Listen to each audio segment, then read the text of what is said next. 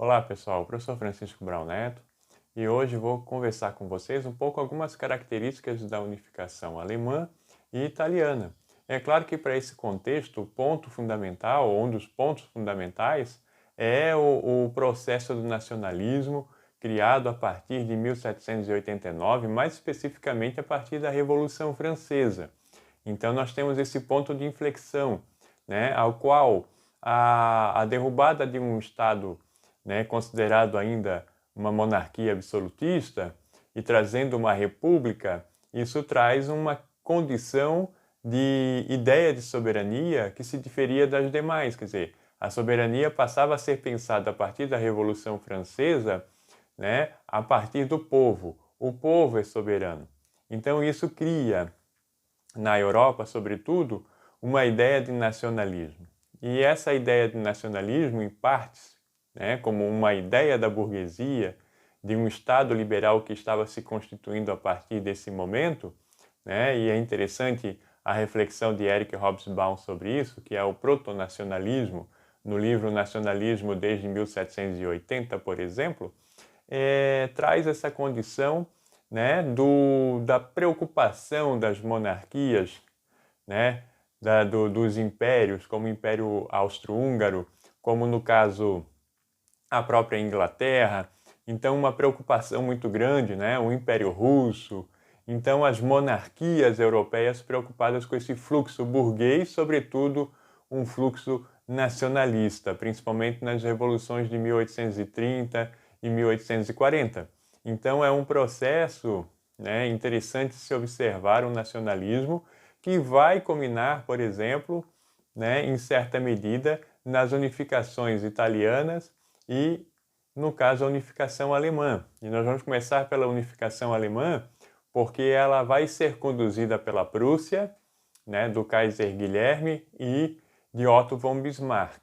Então, o que é interessante? É interessante a gente entender que o que a gente conhece hoje por Alemanha era formado por 38 estados independentes, ao qual a Prússia vai liderar um processo de formação, né, de uma confederação, a Confederação Alemã, conhecida como Zollverein, né, e a partir de então a Prússia começa a liderar esse processo de unificação da Alemanha, de unificação desses estados, né? Então, desde Prússia, a Prússia Oriental, Hannover, né? Vários estados, a Baviera, no sul da Alemanha, e isso vai gerar conflitos com a Áustria, sobretudo, né? Uma Áustria que tinha uma economia baseada na agricultura, né? Era uma economia agrícola, sobretudo, e uma Prússia que vinha de uma tradição industrial, né? O sul da Alemanha, a Baviera ou Bavária, né? Com uma tradição mais voltada à agricultura também.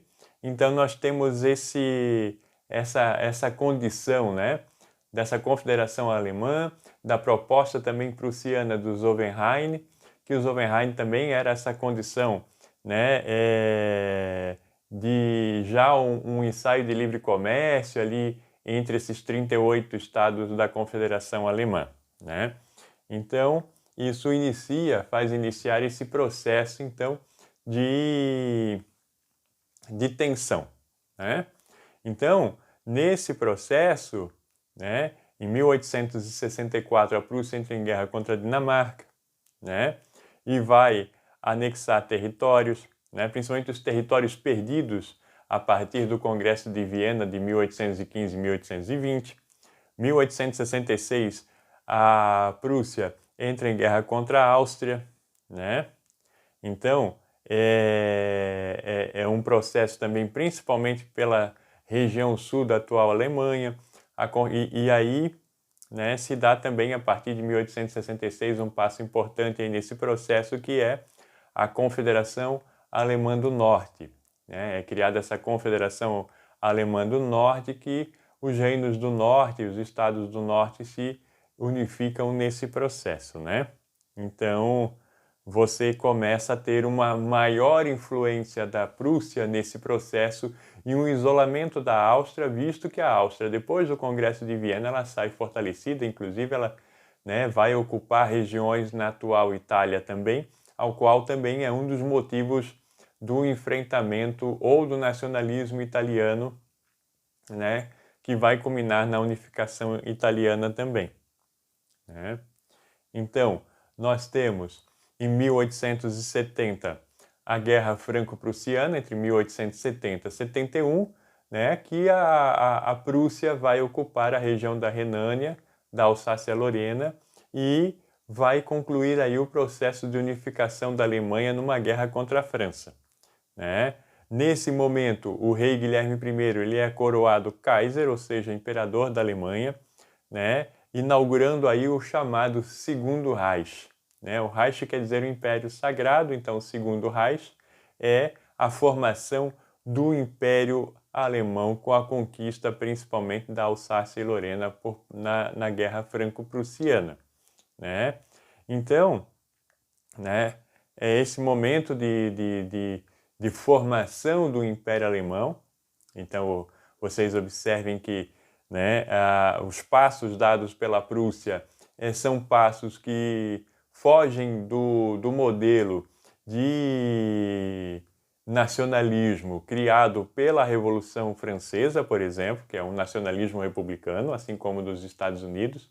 Então, eles fogem desse modelo, mantendo-se em impérios, né, mantendo-se uma monarquia no poder, né? Então há esse movimento também, essa fuga dos estados, né, que se constituem como estados nacionais. Nesse caso o nacionalismo vai ser um representante forte aí do discurso, né, pautado num distanciamento dessas monarquias, né, de quem? Do modelo francês de republicanismo, né?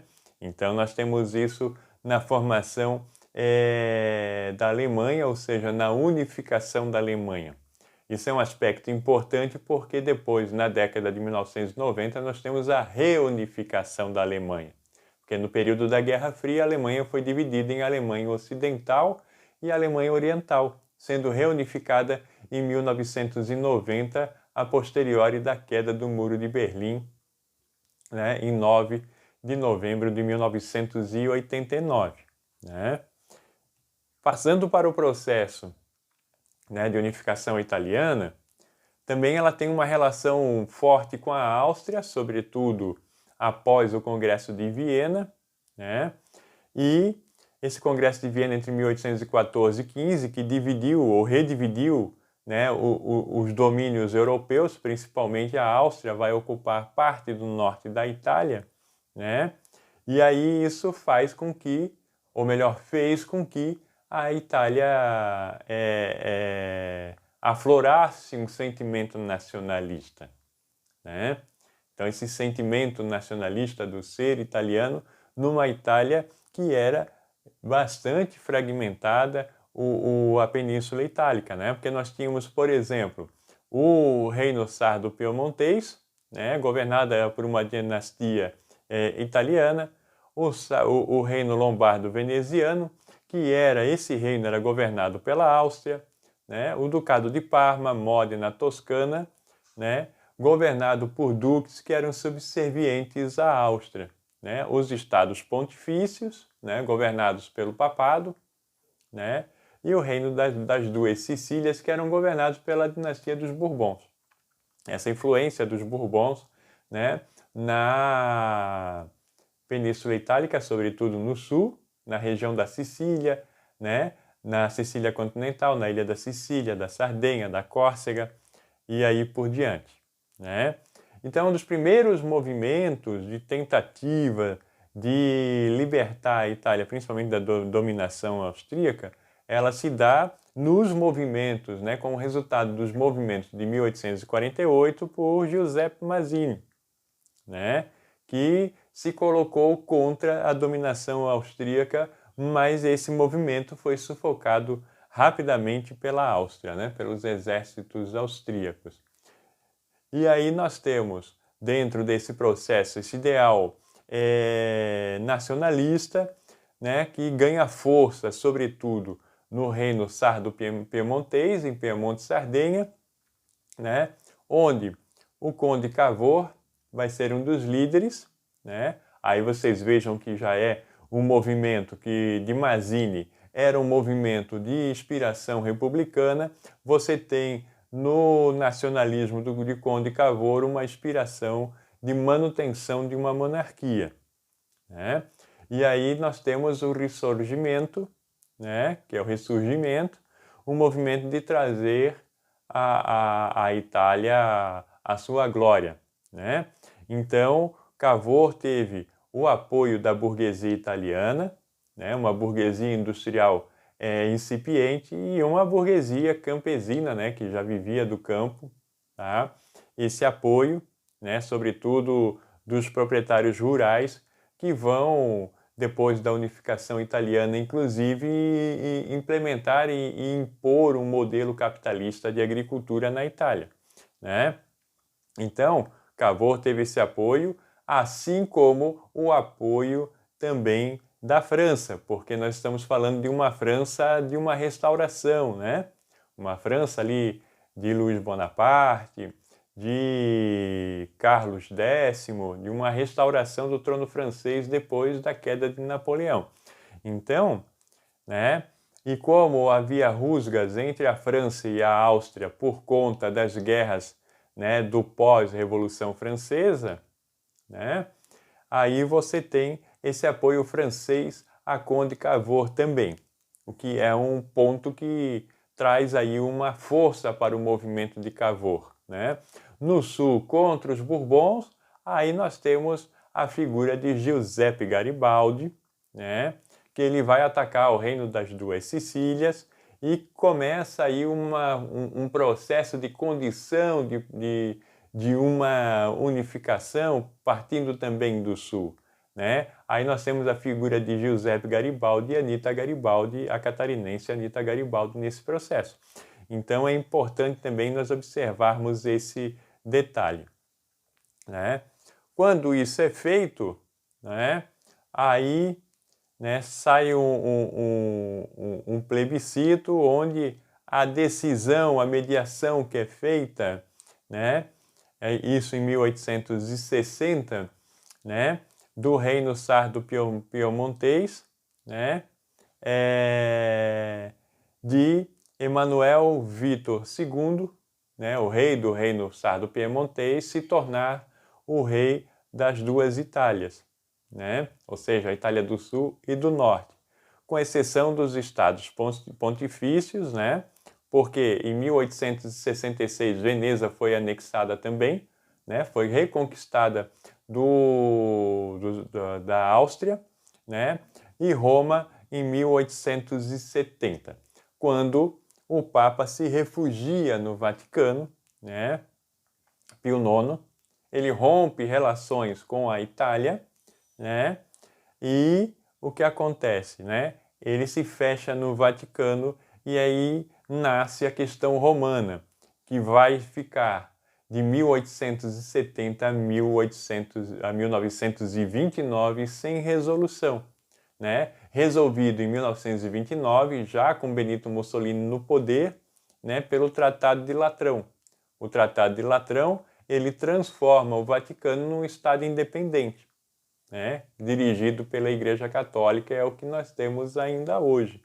Então esse é o processo básico, né, que eu estou trazendo para vocês da formação, ou melhor, da unificação alemã e a unificação italiana, fechando praticamente ambas, por coincidência, em 1870.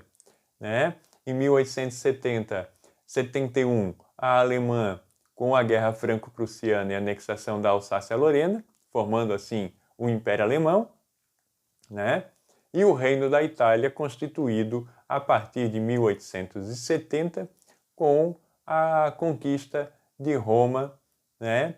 E a criação aí da questão romana, né? Entre o Estado italiano e a Igreja Católica e a resolução disso em 1929 com o Tratado de Latrão, né? Aí se dá a partir de 1870 a formação do Reino da Itália. Ok, pessoal? Então é esse breve contexto, tá? Um grande abraço e até mais.